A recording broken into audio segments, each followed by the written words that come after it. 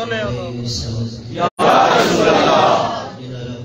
کی پہچان نعرہ ہوتا ہے، سب مل کے اپنے اسلام کا اعلان کیجیے، نعرہ رسالت یا رسول اللہ، نعرہ حیدری یا علی۔ رسول کی حدیث ہے، حضرت علی علیہ السلام کی محبت مومن کی نشانی ہوتی ہے، سب مل کے اپنے ایمان کا اعلان کیجیے، نعرہ حیدری یا علی، حسینیت زندہ باد، یزیدیت مرد آباد، خاندان تطہیر پہ بلند سبق۔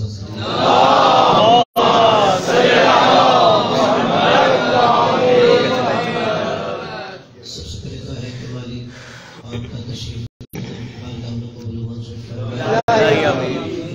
سفر پہ آتا ہے تو میں کوئی حسرت کا جو لے کے آتا ہے، یہ سفر ادا خاتون جنت کی ذات سے منسوب ہے۔ مالک اس بی بی کے صدقے میں اب جو حاجات لے کے اپنی بارگاہ میں مستجاب فرمائے۔ تمام حاضرین کو درخواست اسلامک ویلفیئر سوسائٹی کی جتنے اراکین ہیں مالک جو زندہ ہے ان کی توفیقات میں اضافہ فرمائے، جو ان کے معاونین اراکین دنیا سے رخصت ہو چکے ہیں مالک ان کی درجات بلند فرمائے۔ مالک کی کائنات ان کی آنے والی نسلوں میں یہ مشن ظہور امام زمان قائم و دائم فرمائے۔ نوازی اراکین ازادار جو دنیا سے رخصت ہو چکے ہیں مالک ان کی درجات بلند فرمائے۔ ایسی تو انسان کے دلوں میں ہوتی ہے زبان پہ نہیں لا سکتا، مالک خاتون جنت کے صدقے میں بانیان آپ تمام حاضرین کی ایسی دعاؤں کو مستجاب فرمائے۔ جو بیمار ہیں ہمیں دعاؤں کا کہہ رکھا ہے، یہ کہنا چاہتے ہیں اس مسجد کے سامنے خطیب مولانا محمد علی صاحب مالک بیماری کا بنا کے صدقے میں شفا فرمائے، امام کو ہم سے راضی فرمائے، اپنی دعاؤں کی قبولیت کے لیے بلند تر سمت۔ اللہم صلی علی محمد و آلِ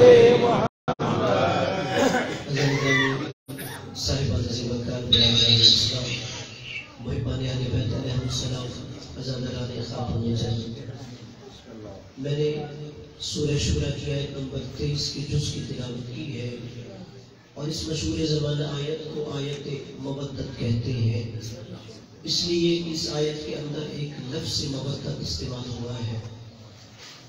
اللہ نے کہا قل میرے حبیب امت سے کہو لا اسألکم علیہ اجرا، مجھے اس رسالت پہ کوئی اجرت نہیں چاہیے، اس رسالت کا معاوضہ نہیں چاہیے، اس رسالت کی مزدوری نہیں چاہیے، الا المودۃ فی القربى، جو بھی لا الہ الا اللہ محمد رسول اللہ پڑھتا ہے اس کلمے کی اجرت یہ ہے ہمیں قربہ سے مودت ہے۔ یعنی جو بھی مسلمان ہے اور وہ نبی کا کلمہ پڑھتا ہے لا الہ الا اللہ محمد رسول اللہ، اس کا یہ کلمہ تب قبول ہے، اس کی اجرت معاوضہ یہ ہے وہ نبی کے قربہ سے مودت ہے۔ قبلہ اللہ نے نام نہیں لیا یہ قربہ کون ہے، اللہ نے بتایا نہیں کس کس سے مودت کرنی ہے۔ اگر آپ قرآن کو بصارت نہیں بصیرت سے پڑھیں تو ہمیں کتنی آیتوں میں یہ پتہ چلتا ہے اللہ نام نہیں لیتا کئی آیتوں میں، بلکہ اللہ صفات بیان کرتا ہے کہ مخالف کا ضمیر اسے اس در پہ جھکنے میں مجبور کرتا ہے، کہ اگر نام لے لیا شاید لوگ کہیں یہ فلاں بندہ ہے، اس لیے اللہ صفات بیان کرتا ہے کہ اس کا ضمیر اسے اس در پہ جھکا دے۔ اب اس آیت کا آگے جز ہے، آیت آگے بڑھتی ہے اس کے بعد وَمَن يَقْتَرِفْ حَسَنَةً نَزِدْ لَهُ فِيهَا حُسْنًا، کہ جو قیامت کے دن قربہ سے مودت کی نیکی ہماری بارگاہ میں لے کے آئے گا، ہم اس حسنہ کو اور زیادہ حسین کر دیں گے۔ جو قربہ سے مودت کی نیکی ہماری بارگاہ میں لے کے آئے گا، ہم اس نیکی کو اور زیادہ حسین کر دیں گے۔ تو پہلا معیار قربہ کا یہ ہے کہ اللہ کی بارگاہ میں ان سے مودت نیکی شمار ہوتا ہے۔ وہ ہستیاں تلاش کیجئے کہ جن سے مودت اللہ کی بارگاہ میں نیکی شمار ہوتا ہے۔ اور قبلہ یہ قرآن کی آیت ہے، کوئی حدیث تو ہے نہیں، کہہ دیں ضعیف ہوگی چھوڑ دیتے ہیں، جو آیت کا منکر ہو وہ دار اسلام سے خارج ہو جاتا ہے۔ اور میرا دل کرتا ہے جب بھی میں یہ آیت مودت پڑھوں پہلا حصہ ہی بار بار دہراتا رہوں اور مسلمانوں کو سمجھاتا رہوں اس آیت کی اہمیت کیا ہے۔ آیت کا پہلا حصہ یہ ہے قل میرے حبیب امت سے کہو لا اسالکم کہ میں سوال نہیں کرتا مگر سوالی بنا کھڑا ہوں۔ اللہ جانے کس سے جملہ سمجھ آیا ہے۔ میں پھر کہہ رہا ہوں کہ نبی نے جو پہلا جملہ کہا وہی بار بار دہراتے رہے کہ لا اسالکم میں سوال نہیں کرتا مگر سوالی بنا کھڑا ہوں۔ جتنے بھی نبی کے امتی ہیں مسلمان ہیں ہم پاکستان میں دیکھتے ہیں وہ اپنی مسجد میں کھڑا ہو کے نعت پڑھتے ہوئے کہہ رہا ہوتا ہے کہ بھر دو جھولی میری یا محمد، بھر دو جھولی میری یا محمد، کہنے والوں قربا کی مودت کے لیے مصطفیٰ جھولی پھیلائے کھڑا ہے۔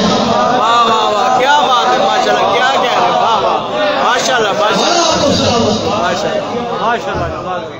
جس ہاتھ اٹھا ہے مالک ختم جنت کے صدقے میں آپ کی دعائیں مستجاب ہیں۔ ہر بندہ کہہ رہا ہوتا ہے بھر دو جھولی میری یا محمد، بھر دو جھولی میری یا محمد، کہنے والوں قربا کی مودت کے لیے مصطفیٰ جھولی پھیلائے کھڑا ہے کہ لا اسالکم میں سوال نہیں کرتا مگر سوالی بنا کھڑا ہوں۔ یہ کون سوال کر رہا ہے؟ جس کے دروازے سے سائل خالی واپس نہیں جاتا آج وہ سوال کر رہا ہے۔ میرے سامنے سارے وہ چہرے ہیں جن کے دلوں میں اہل بیت کی محبت ہے، آپ کا ذہن بیدار ہے، آپ کو امین سمجھ کے جملہ بطور امانت ہدیہ کرنے لگا ہوں۔ یہ کون سوال کر رہا تھا؟ سلونی سلونی کہنے والے کو گھٹی دینے والا سوال کر رہا تھا۔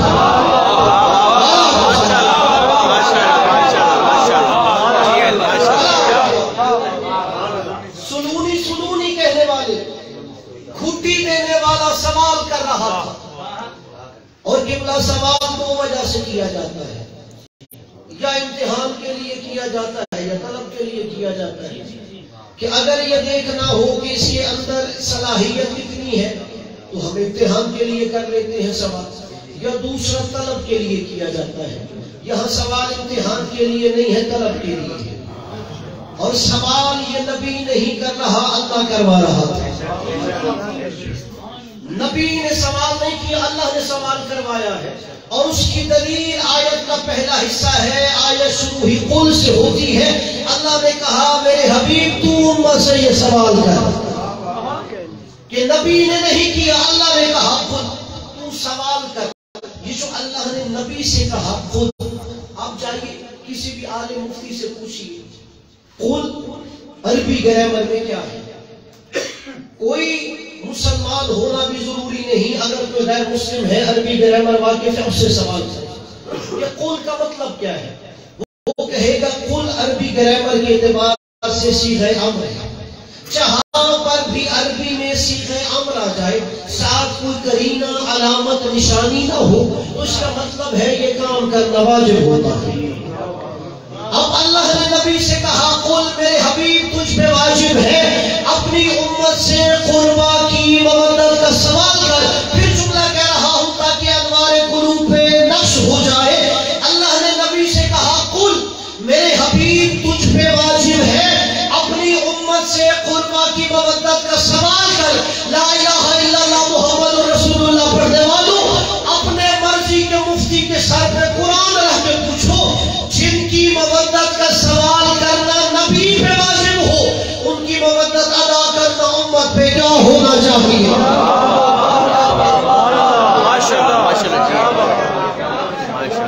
جن کی مودت مانگنا نبی پہ واجب ہے کہ نبی تجھ پہ واجب ہے تو سوال کر مودت۔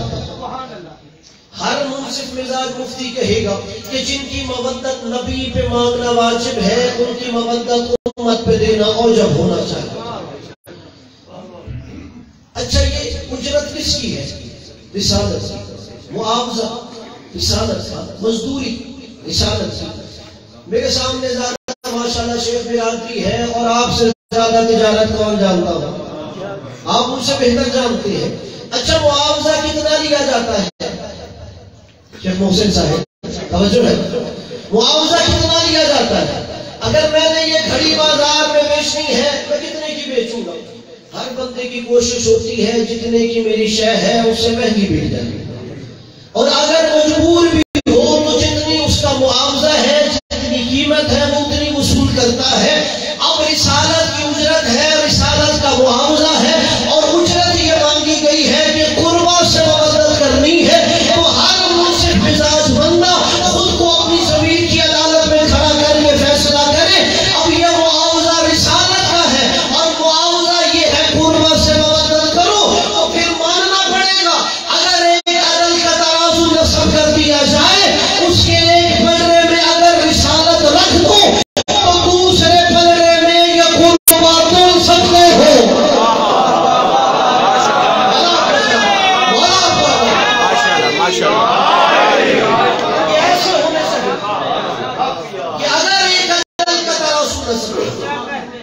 اس کے ایک پلڑے میں اگر تم نے رسالت رکھی ہے تو یہ قربا کوئی ایسی بلند ہستیاں ہونی چاہیے کہ دوسرے پلڑے میں وہ تول سکتے ہیں۔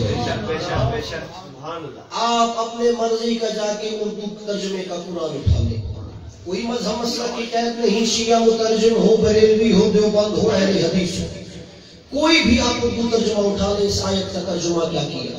ہر مترجم نے ترجمہ یہ کیا، قل میرے حبیبوں سے کہو لا اسألکم علیہ اجرا الا المودۃ فی القربہ، رسالت کی اجرت یہ ہے میرے قریبیوں سے مودت کرنا۔ قربہ کا ترجمہ کیا کیا؟ قریبیوں سے۔ شیعہ نے بھی یہی ترجمہ کیا، بریلوی نے بھی، دیوبند نے بھی، اہل حدیث نے، ہر مسلمان نے کہا قربہ کا ترجمہ میرے قریبیوں سے مودت کرو، اس لیے کہ ہر بندہ اپنے مرضی کے قریبی دکھا سکتا ہے۔ خدا کو سلام۔ اس ترجمے میں ہر بندہ اپنے مرضی کے قریبی دکھا سکتا ہے۔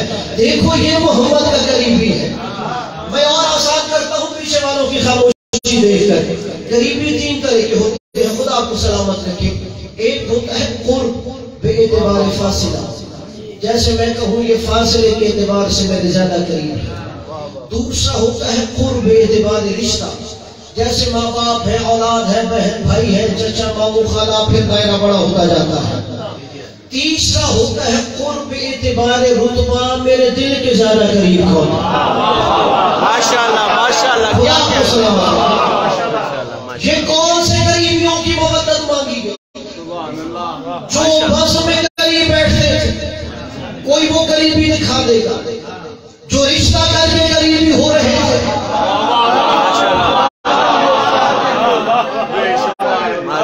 جن کا نبی کے دل میں مقام بلند تھا۔ ماشاءاللہ، کیا کہنے، ماشاءاللہ۔ آسان کرتا ہوں، اگر آپ شریک سفر رہے، جب آپ یہ آیت پڑھیں گے لطف آئے گا۔ پہلا میں نے کہا قرب اعتبار فاصلہ، عربی میں اسے کہتے ہیں القرب۔ اللہ نے یہ نہیں کہا قل لا اسألکم علیہ اجرا الا المودۃ فی القرب کہ میرے حبیب ان کی مودت کا سوال کر جو بس میں تیرے قریب بیٹھتے ہو۔ اللہ نے قرب نہیں کہا، اللہ نے قربہ کہا ہے۔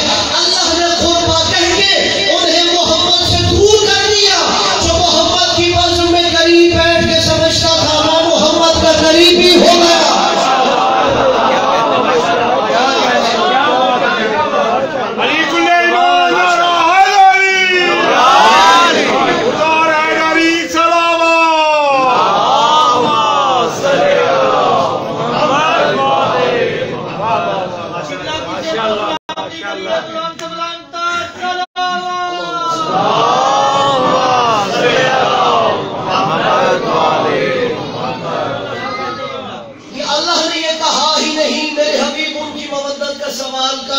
میں تیرے قریب بیٹھتے ہیں۔ دوسرے قریبی ہوتے ہیں رشتے کے اعتبار سے، اسے عربی میں کہتے ہیں القرابت۔ اب اللہ نے یہ بھی نہیں کہا قل لا اسألکم علیہ اجرا الا المودۃ فی القرابۃ کہ میرے حبیب ان کی مودت کا سوال کر جو رشتے میں تیرے قریبی ہے۔ اللہ نے کہا فی القرابۃ نہیں، مجھے قربہ کی مودت چاہیے۔ اللہ نے قربہ کہہ کے انہیں نبی سے دور کر دیا۔ جو نبی کے ساتھ رشتہ کر کے سمجھتے تھے محمد کے قریبی ہو گئے۔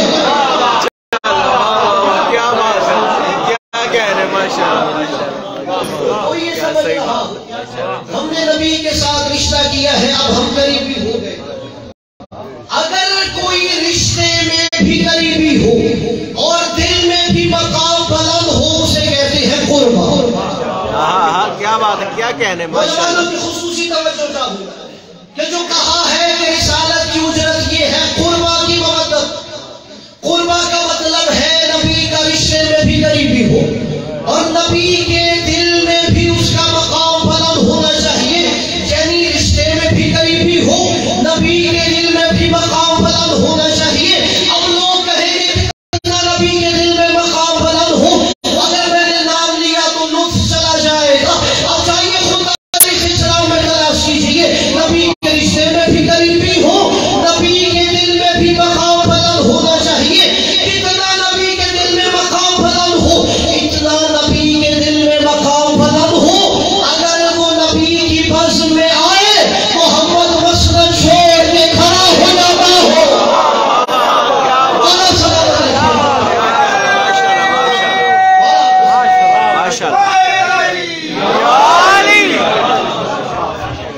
مالک آپ کی دعائیں مستجاب کرو. جائیے تلاش کیجیے کہ نبی کے رشتے میں قریبی ہے اور دل میں مقام اتنا بلند ہے کہ اگر وہ نبی کی بزم میں آتے ہیں نبی مسند چھوڑ کے کھڑے ہو جاتے ہیں. شاید میرا کوئی دوست کہے مجھے ابھی بھی پتہ نہیں چلا یقین کی مودت مانگی جا رہی ہے. میں نے کہا قربا کا مطلب یہ ہے, توجہ چاہوں گا, صلوات پڑھیے محمد علیہ.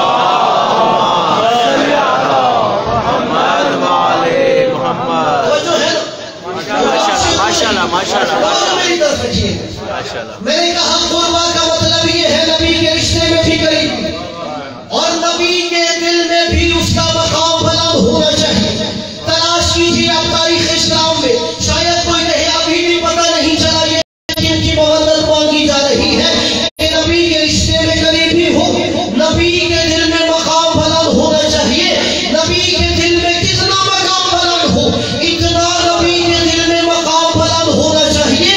اگر نبی کا سر سجدے میں ہو وہ پشت پہ سوار ہو جائے, نبی سجدے سے سر نہیں اٹھاتا.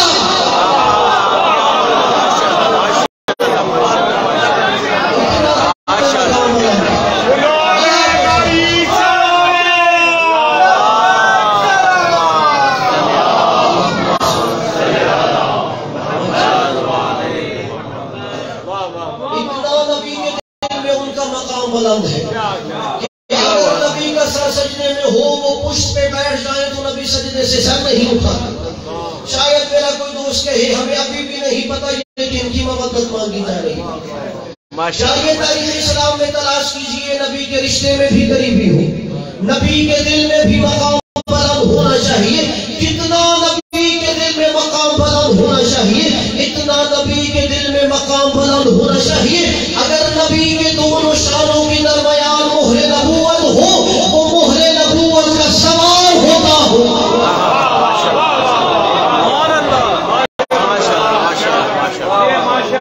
اتنا دل میں مقام بلند ہے کہ وہ مہر نبوت پہ سوار ہو جاتا ہو. تو پھر برادران اسلام ماننا پڑے گا قربا کی منزلت پہ وہی آئے گا جن کے احترام میں نبیوں کا سردار کھڑا ہو جاتا ہو. وہ قربا کی منزلت پہ نہیں آ سکتے جنہیں محمد قوم علی کہہ کے بزم سے اٹھا لیتا ہو.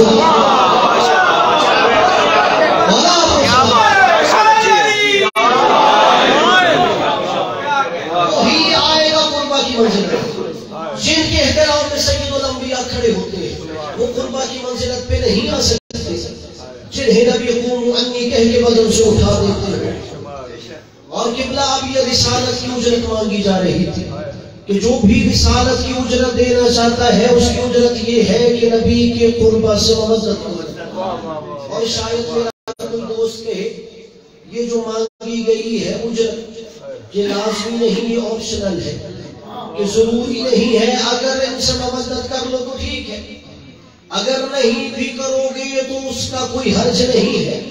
نہیں, یہ اجرت ہے رسالت, یہ معاوضہ ہے رسالت. میں مثال دیتا ہوں تاکہ میرے بچوں کے ذہن میں جملے نقش ہو جائیں.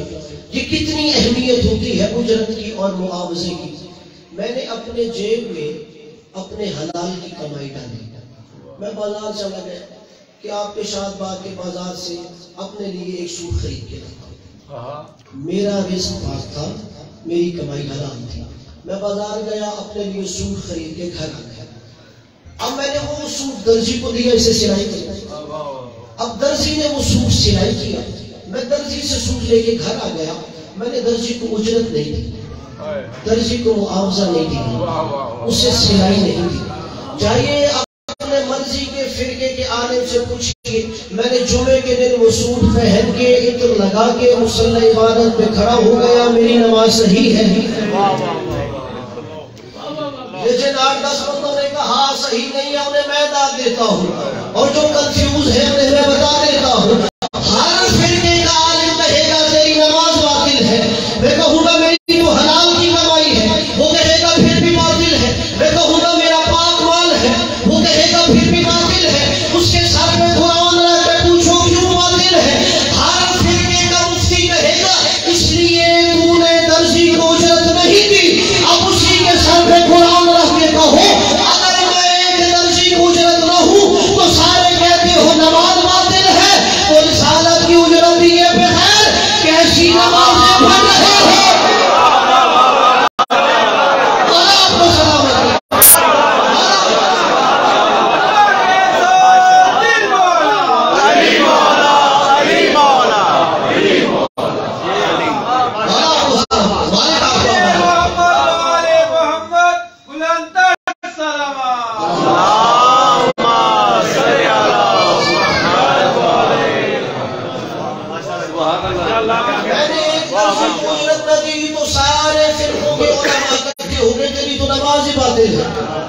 تو اسے کہو میں ایک درزی کی اجرت نہ دوں تو کہتے ہو نماز باطل ہے، تو رسالت کی اجرت دیے بغیر نماز کیسے قبول ہوگا.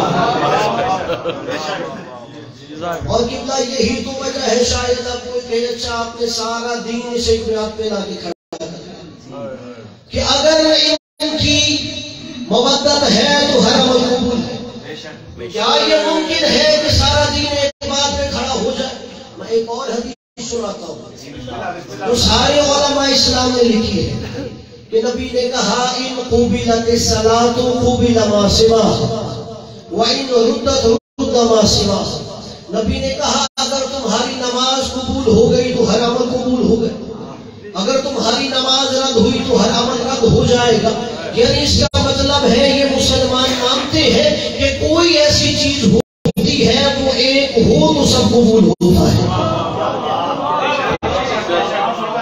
پریشان ہو گئے آپ تو نماز پڑھنے والے ہیں، چلے میں اور آسان کروں جملہ. نبی نے ان کی بات نہیں کی جو نہیں پڑھتی، نبی نے ان کی بات کی ہے جو پڑھتے ہیں، کہ جو پڑھتے ہیں وہ بھی سوچیں قبول ہوئی ہے یا نہیں. ماشاءاللہ نبی نے ان کی بات کی ہے جو پڑھتے ہیں کہ ان قبلت الصلاۃ قبل ما سواها، کہ اگر نماز قبول ہوئی تو سب قبول ہے، اگر یہ رد ہو گئی تو سب رد ہو گیا. اور جب نبی نے یہ کہا تو صحابہ نے سوال کیا تھا یا رسول اللہ پھر وہ معیار بھی تو دیں جس سے نماز قبول ہوتی ہے. کہ آپ نے کہا یہ قبول ہے تو سب قبول ہے، تو ہمیں وہ ایک کسوٹی بھی تو دیجیے جس سے نماز قبول ہوتی ہے. اب نبی نے یہ نہیں کہا سورۃ الفاتحہ پڑھو گے تو نماز قبول ہو جائے گی، حالانکہ سورۃ الفاتحہ پہلی 2 رکعتوں میں پڑھنا واجب ہوتا ہے. اور یہ نبی کی حدیث بھی ہے، سارے قرآن کا علم سورہ فاتحہ میں ہے. نبی نے یہاں تک فرمایا، مولا علی نے ایک قدم آگے بڑھ کے فرمایا، حوالہ دے دیتا ہوں اہل سنت کی کتاب جناب المودہ میں سلمان قندوزی حنفی مفتی قسطنطنیہ نے یہ حدیث لکھی کہ مولا علی نے کہا سارے قرآن کا علم سورہ فاتحہ میں ہے، اور سورہ فاتحہ کا علم بسم اللہ میں ہے، اور بسم اللہ کا علم بسم اللہ کی با میں ہے، بسم اللہ کی با کا علم اس کے نقطہ میں ہے. وَأَنَا النُّقْطَةُ تَحْتَ بَاءِ الْبَسْمَلَةِ، لوگوں بسم اللہ کی با کے نقطے کو علی کہتے ہیں.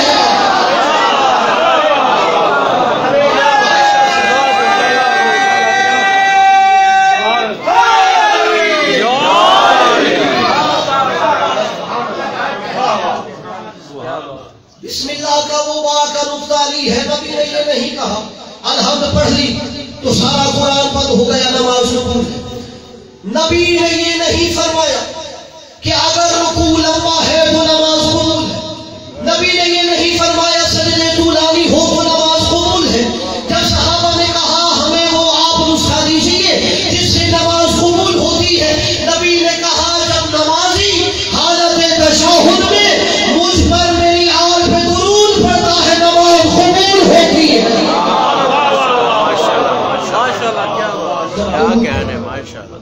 تو نماز قبول ہو جاتی ہے.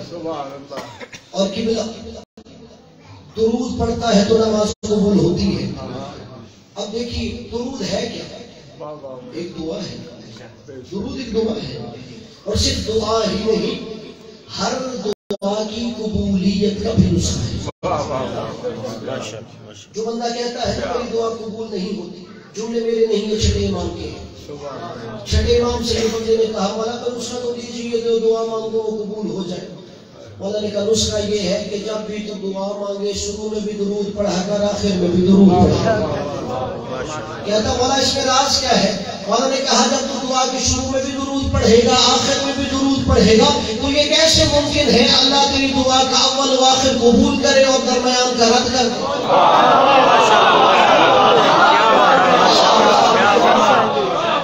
یہ کیسے ممکن ہے اول و آخر قبول ہو جائے درمیان کا رد ہو جائے؟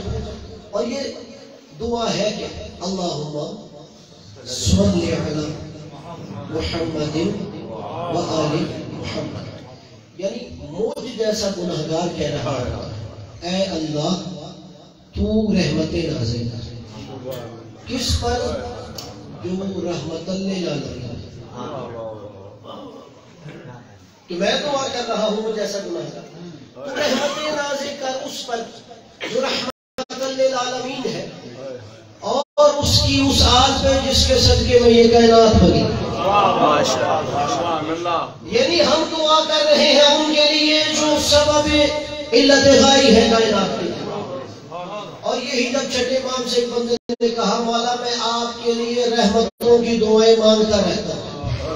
مولا نے کہا تو دعا ہمارے لیے مانگتا ہے، رحمتیں تجھ پہ اترتی.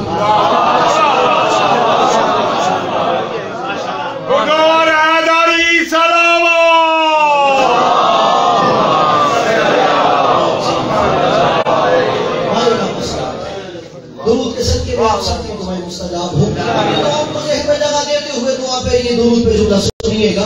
امام نے فرمایا تو دعا ہمارے لیے کرتا ہے، رحمتیں تجھ پہ اترتے ہیں.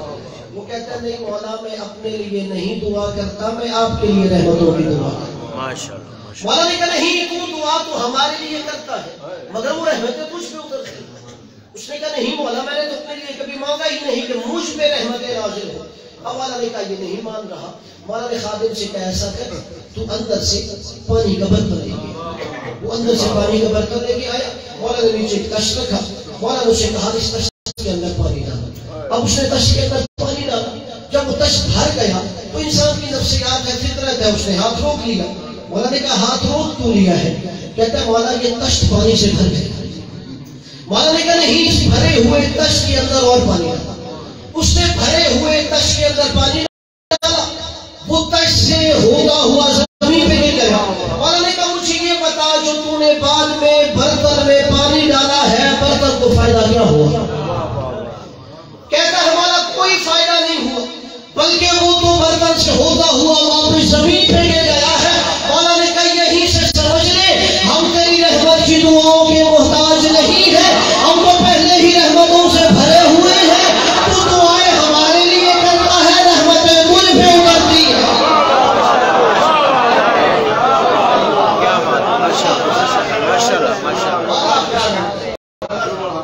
دعائیں ہمارے لیے رحمتوں کی کر رہا ہوں اور یہ رحمتیں تجھ پہ اترتی ہیں. اچھا یہاں سے ایک مسئلے کا حل بھی نکل آیا. لوگ کہتے ہیں شاید مولا علی ہر ایک کے پیچھے نماز پڑھ لیتا ہے. قبلہ علی تو بہت بلند ہے، علی کا شیعہ بھی غیر عادل کے پیچھے نہیں پڑتا. علی کا شیعہ بھی ایسے نہیں ہے کہ موٹر وے پہ جو بھی آگے کھڑا ہو مسجد میں اس کے پیچھے نیت کر کے کھڑا ہو جائے. نہیں وہ بھی غیر عادل کے پیچھے نہیں پڑتا. اچھا یہ جو کہتے ہیں کہ شاید وہ ہر ایک کے پیچھے کھڑے ہو جاتے تھے، اس سے پوچھو مجھے آگے کھڑا ہوتا تھا وہ نماز میں درود پڑھتا تھا. وہ جو علی کے آگے کھڑا ہوتا تھا کیا وہ اپنی نماز میں درود پڑھتا تھا؟ وہ کہے گا ہاں وہ بھی پڑھتا تھا. اسے کہو پھر خود ہی اپنی عقل سے فیصلہ کر یہ کیسے ممکن ہے درود پڑھنے والا آگے کھڑا ہو، جس پر درود پڑھ رہا ہے وہ پیچھے کھڑا ہو.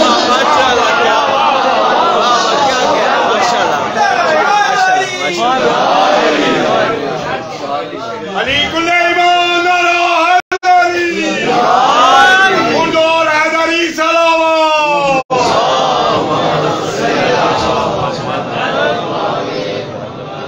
یہ کیسے ممکن ہے درود پڑھنے والا آگے ہے اور وہ جس پر درود پڑھ رہا ہے وہ پیچھے کھڑا ہے؟ یہ عقل بھی نہیں مانتا. اس لیے جن کی مبدت مانگی گئی وہی لائق درود ہے. اور قبلہ میں آپ سے ہی سوال کرتا ہوں، جو آیت میں قربہ کی مبدت مانگی گئی کیا امت نے وہ مبدت دی؟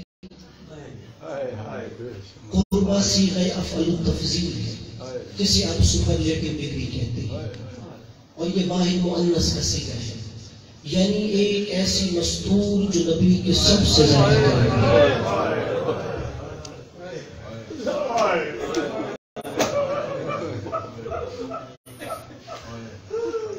اگر مودت ادا کی ہوتی تو وہ مستور یہ کہتے ہوئے دنیا سے نہ جاتی صبت علیہ وسلم صبت علی الایام سب نہ گیا دیا. بابا تیرے جانے کے بعد زہرا پہ اتنی مصیبتیں آئی ہے، اگر وہ روشن دنوں پہ آتی زہرا تو میں بدل جاتی. ابھی کھلا زہر اگر سے زندہ رہی. تین جملے کتابوں میں ملتے ہیں، لم تزل بعد ابیہا مؤثرۃ الرأس، کہ نبی کے بعد جتنے دن زندہ رہی ہے اپنی پیشانی کو ایک رومال سے باندھے رکھتی تھی. اور دوسرا جملہ علماء نے لکھا محمرۃ العین، ہر وقت رونے کی وجہ سے آنکھیں سرخ رہتی تھی. جو یہاں سادات بیٹھے ہیں مجھے معاف کر دینا، آپ کی ماں کا ذکر ہے، اگر کتاب میں میں نے یہ روایت نہ پڑھی ہوتی میں کبھی یہ جملہ ممبر سے نہ پڑھتا.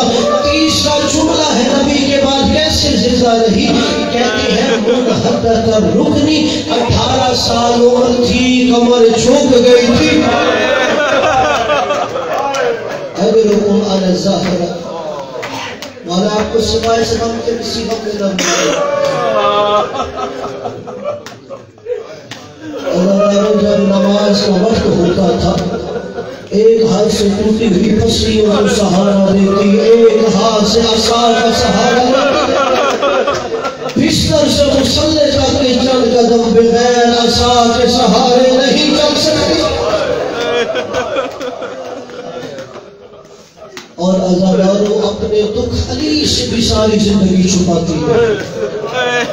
سلمان فارسی کہتا ہے جب نبی کی بیٹی دنیا سے رخصت ہو گئی تو میں نے دیکھا ہر روز میرا مولا مسجد نبوی سے نکلتا مدینے سے باہر چلا جاتا.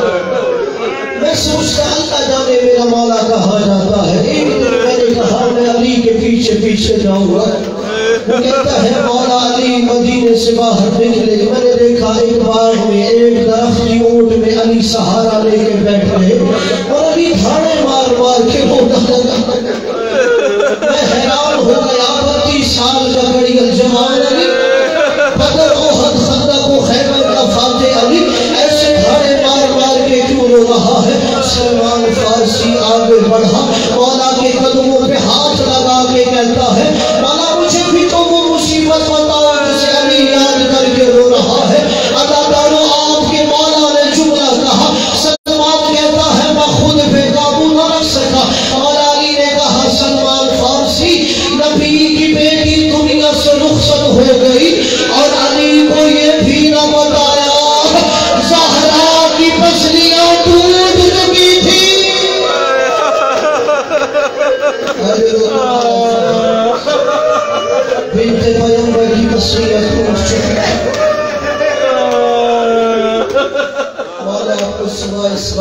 کسی وقت نہ رلائے اللہ نبی کو فرصہ دینا ہے سرکار کی نبی مسائل میں بخل نہیں کرنا نبی کا ایک صحابی ہے نام اس کا سلیم ابن قیس ہے ازادار سلیم کہتا ہے جب نبی کی بیٹی کے گھر پہ حملہ ہوا میں مدینے میں نہیں تھا سلیم کہتا ہے میں مدینے کے باہر گیا ہوا تھا جب میں واپس آیا مدینے میں تو لوگ کہہ رہے تھے زہرا کے گھر پہ حملہ ہوا ہے لوگ کہہ رہے تھے فاطمہ کے گھر سے آ کے شعلے اٹھ رہے تھے اب میرا دل نہیں مانتا جہاں محمد کھڑا ہو کے آیت تطہیر پڑھتا ہوگا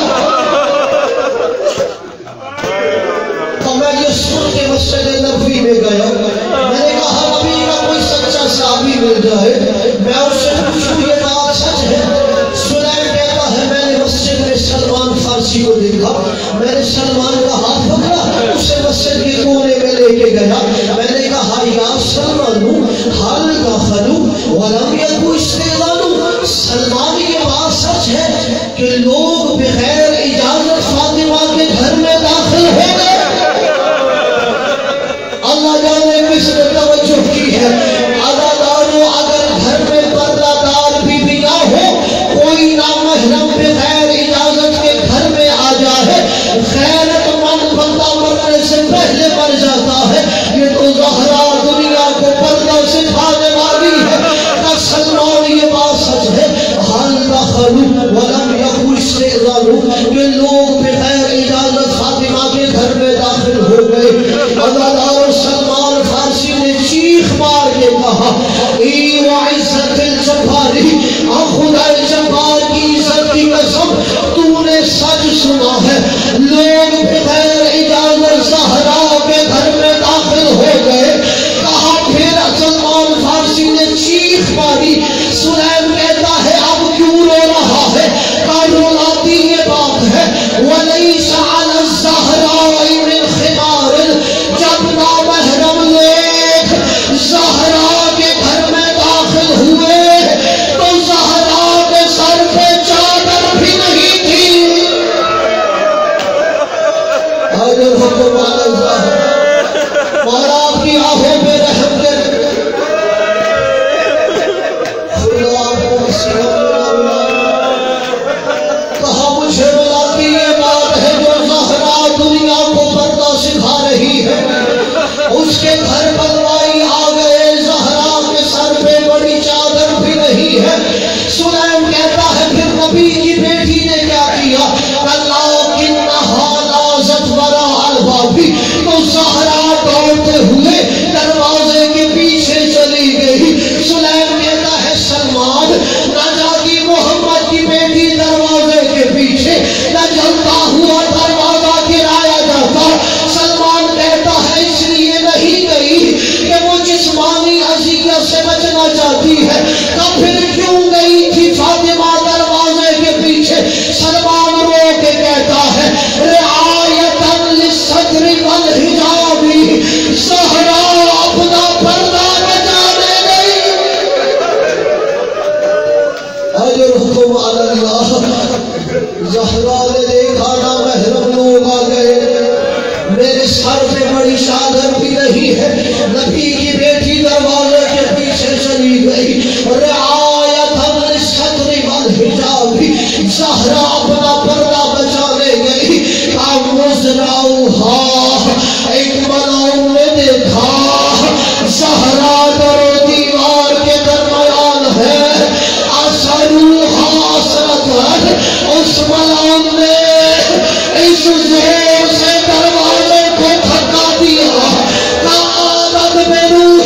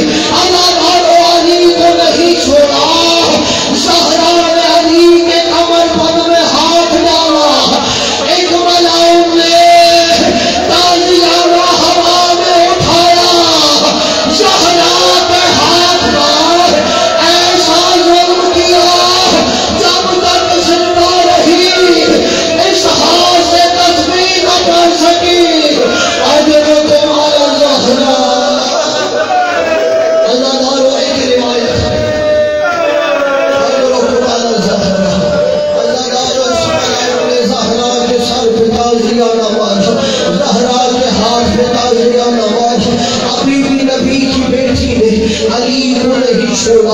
اللہ دارو یہ جو روایت پڑھنے لگا ہوں، میں نے علماء سے یہ روایت سنی مگر میرا دل نہیں مانتا تھا کہ نبی کی بیٹی پر یہ ظلم ہو سکتا ہے۔ اللہ دارو میں یہ روایت سنا کرتا تھا مگر میرا دل نہیں مانتا تھا بنت پیغمبر پہ اتنا ظلم ہو سکتا ہے۔ میں نے کب سے منبر سے یہ روایت پڑھنا شروع کی۔ میرے مذہب کا بہت بڑا نام ہے، آیت اللہ خوئی کے استاد ہے آغا محمد حسین اصفہانی۔ میں نے ان کی کتاب الانوار القدسیہ میں یہ جملے پڑھے، اس کے بعد میں منبر سے یہ روایت پڑھتا ہوں۔ زہرا نے علی کے کمر بند میں ہاتھ ڈالا کہ میں علی کو نہیں جانے دوں گی۔ اس ملعون نے زہرا کے ہاتھ میں تازیانہ مارا، زہرا نے ابھی ہاتھ بھی نہیں دھویا۔ آقا اصفہانی لکھتے ہیں تجاوز الحدا بلطم الخطی، اتنے میں اس ملعون نے ظلم کی ہر حد کو پار کر دیا، اپنا ہاتھ اٹھایا، زہرا کے چہرے پر ایسا ظلم کیا کہ زہرا زمین پہ گری، شلت ید العدوان والتعدیل، اے کاش وہ ہاتھ اٹھنے سے پہلے شل ہو جاتا ماتم زہرا۔